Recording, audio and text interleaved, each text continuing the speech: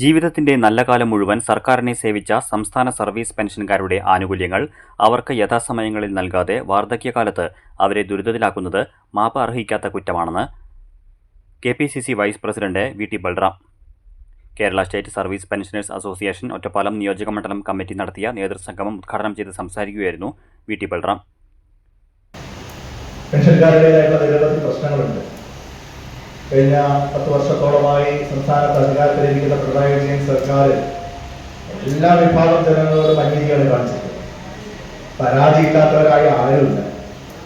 പക്ഷെ ഏറ്റവും കൂടുതൽ ഈ ഗവൺമെന്റ് വിശ്വാസവഞ്ചന കാണിച്ചിട്ടുള്ളത് സർക്കാരിന് വേണ്ടിയും പൊതുസമൂഹത്തിന് വേണ്ടിയും പതിറ്റാണ്ടുകൾ സേവനം നടത്തി അവസാനം വിശ്രമ ജീവിതത്തിലേക്ക് പ്രവേശിച്ചിരിക്കുന്ന നിങ്ങൾ പെൻഷൻകാരോടാണ് എന്നുള്ള കാര്യത്തിൽ യാതൊരു സംശയമില്ല.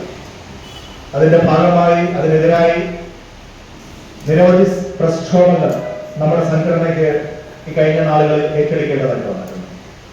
18% കുടിശ്ശികയായിരുന്നു നിങ്ങളുടെ DA. ഇപ്പോഴും അങ്ങനെയാണ് അല്ലെ? 20 പെൻഷൻകാർക്കും സർക്കാർ ജീവനക്കാർക്കും കൂടി നൽകാൻ ബാക്കിയുള്ള ആനുകൂല്യങ്ങളുടെ ഒരു വലുപ്പം കഴിഞ്ഞ ദിവസം പ്രതിപക്ഷ നേതാവ് അത് കണക്കുകൂട്ടി പറഞ്ഞത് ഏതാണ്ട് 60,000 കോടിയാണ് കേരളത്തിൽ നിന്ന്.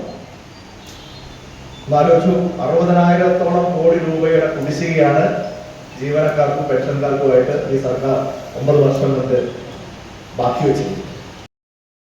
ഈ വർഷം സംഘടനയിൽ ചേർന്ന പുതിയ അംഗങ്ങളെ ഉപഹാരം നൽകി സ്വീകരിച്ചു. പ്രസിഡന്റ് KP മോഹൻകുമാർ അധ്യക്ഷത വഹിച്ചു.